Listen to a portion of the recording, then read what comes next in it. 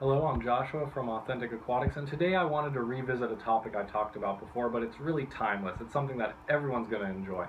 So a few years ago, back in 2011 when I was still in high school, I set up my first saltwater aquarium, and I really wanted to just get into it and start making videos, and that's not the right thing to do. Um, I talked about clownfish in this video, and although the video had relevant information to clownfish, it didn't really help in how to keep them or anything really that would help the hobbyist other than random facts about what a clown's like in the wild. Um, so I had a comment on the video very recently, and the guy came out and he was honest and he was truthful. The video was poor quality, and the tanks that were featured in the video, they weren't good tanks. They weren't ready for saltwater setups. They weren't appropriate. They were a freshwater knockoff trying to do saltwater. It looked like I had set up a freshwater tank with saltwater in it. And I looked back on it and I said, yeah, my hobby has come a long way. There's so much more I can say now with several years of clownfish experience behind me. And I just wanted to redo this because I think, as a YouTuber, I think there's a certain amount of quality that I should be putting out that people should expect of me. So here it goes. We're going to redo how to keep clownfish. Throughout this video, I'm going to, because it's kind of boring to just stare at my face and then the clownfish sort of going back and forth, I'm going to put a few pictures and videos randomly throughout here of moments I've had with my clownfish. So let's get right into it. Clownfish, they're hardy. They're hardy fish. They're great for saltwater beginners. All right. The next thing that I'm going to say about them is that they come in a plethora of colors, shapes, so many species of clownfish that you can really have your go at it. You can search through them all, and you're going to find some pretty quality fish.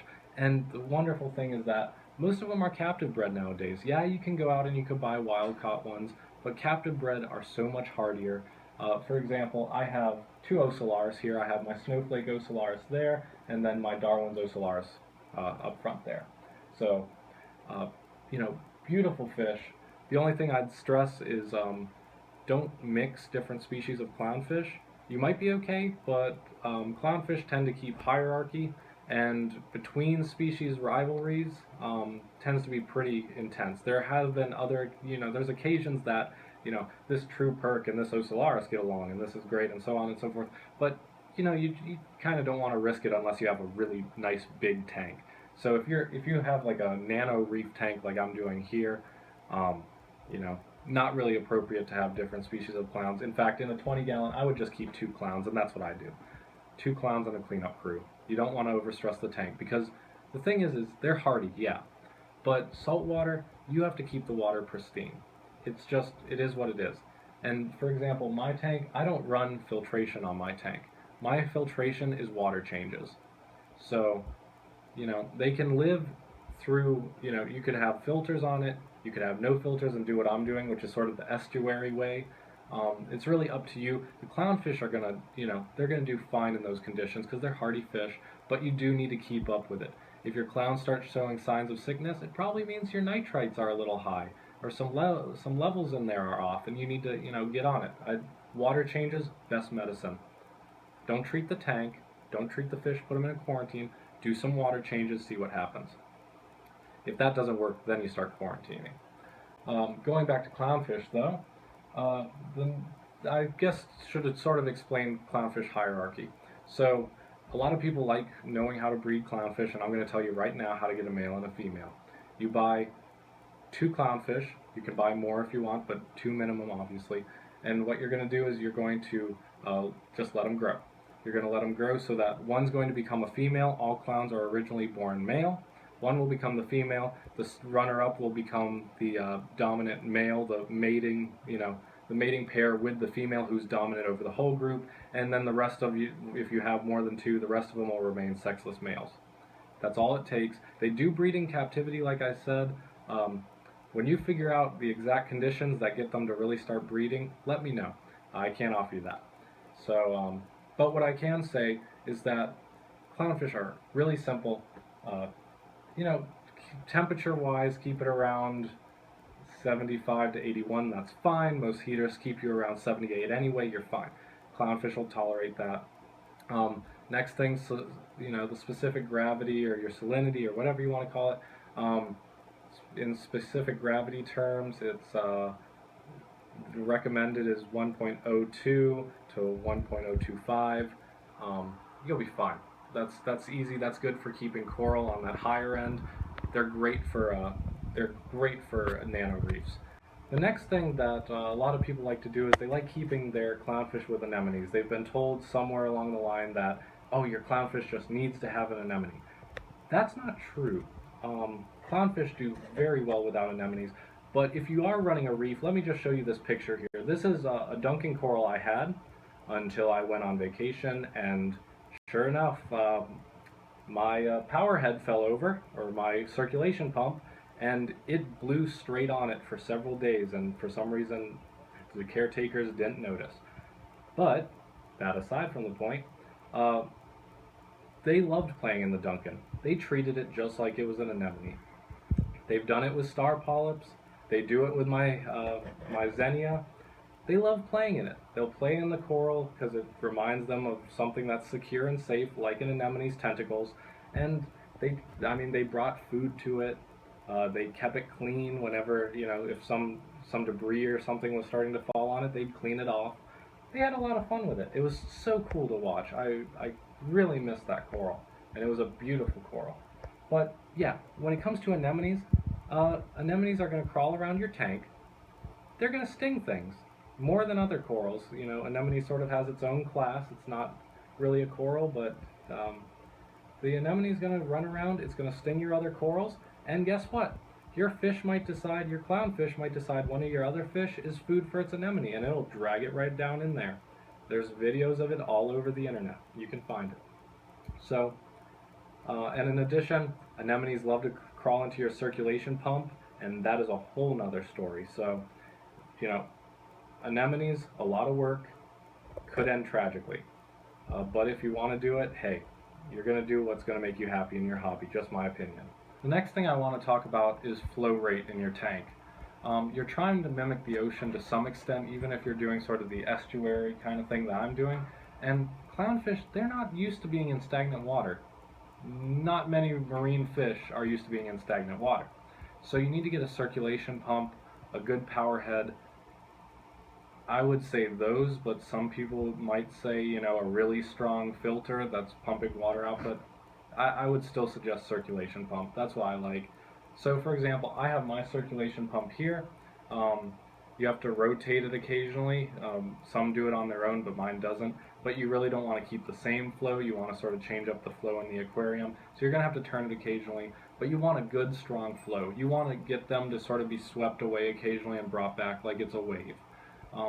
Otherwise, I'm going to be honest, I had to learn the hard way that I used to have a power head that flowed 120 gallons per hour. That's not good. It's just not. The fish don't get enough movement, they don't get enough exercise, they don't grow. I switched it over to this circulation pump, which is 500 gallons an hour, or so it says on the box, up to 500 gallons. That was a huge change. Suddenly you saw more growth, you saw livelier fish. That you need to mimic the ocean, all right? There's no easy way to say it. Regardless of if you have a reef tank or not, mimic the ocean. And that means in all its aspects, including the waves. Sort of the last thing I think we need to touch on is just food. I mean, these guys are easy. If you know how to take care of saltwater, you don't need to know too much more to take care of clownfish. But anyway, let's talk about food. So I have two things here you can give clownfish that are just, you know, something that you can keep, just dry foods. For example, here's the New Life Spectrum formula, just the little pellets. And I normally don't feed them these, but they'll go for them. They don't mind whatsoever. So that gives them something to sort of munch on. Those are great. I haven't used this in years. To be honest, I love frozen foods, and I prefer Midas shrimp. Another thing they'll take is brine shrimp, but I really don't like brine shrimp, and the reason for it is they don't have enough protein. Midas shrimp at least has some nutrients to it. Brine shrimp is just sort of a treat, but you can mix it up. You can go to the store and you can find like a four different variety pack of saltwater medley or whatever they call it, and I've used that. but I really prefer just doing Midas shrimp. But that being said, putting diversity into the clownfish's diet is a fantastic thing because they are omnivores and they expect to get fed a lot of different things. So the other thing you can do is just the standard food. Like I was going to say though, I personally haven't used this in years and I barely use that. I prefer frozen foods. I just think, I don't know, the clownfish just like it and that's sort of what I've stuck with. But um, it's healthy to switch up the diet of the clownfish, just to give it something else outside of that normal everyday routine. So that really covers feeding. We talked about flow. We talked about the salinity, specific gravity that a clown can live in, or the optimal specific gravity. Um, I really can't think of anything else that I'm going to say about clowns other than they are so much fun to have. You're going to really enjoy them. They're fantastic fish, lots of personality, and like I said, for the work you put in, you get out. It's enjoyable. It's very fulfilling to keep clownfish. So, if that's your dream, definitely follow it. I will apologize that my tank isn't filled up all the way. I solely use RO water whenever I'm doing my water changes, which, like I said, is my only form of filtration, and I ran out. So I'm going to have to get more RO water tomorrow, and then I'll do the rest of my filling. But other than that, thank you so much for watching. I also have, in case you ever run into trouble like I did back when I used tap water, like I said, learning experiences.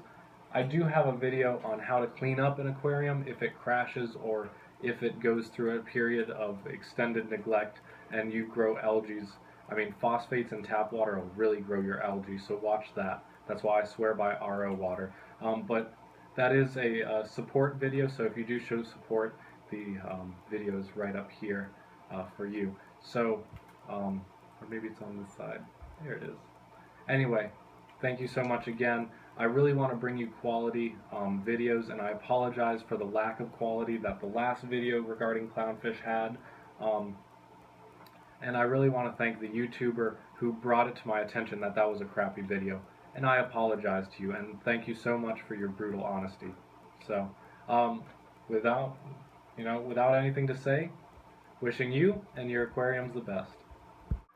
So, funny thing that I noticed when I was starting to look over the videos that I took, so when I fed the new Spectrum Life, like those learning experience that I was talking about, my clownfish, my black Darwin's Ocellaris, he took in too much air while he was doing it. So he's doing a little bit of floating. It's not life-threatening or anything. It's not even a problem. But it's going to take him a little bit of time. Keeps going on up. So if you do decide to use this food, definitely soak it first. So live, learn, ask for forgiveness.